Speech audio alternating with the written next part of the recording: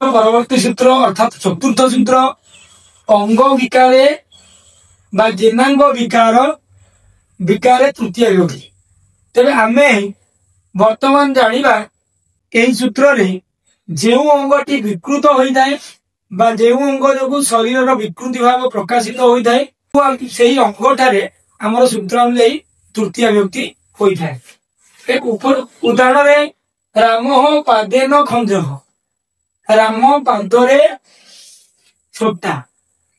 तेरे पाद जो शरीर विकृति भाव बा शरीर विकलांग भाव प्रकाशित होई पाद अंगठारे सूत्रानुयायी तृतीय विभक्ति होइछि।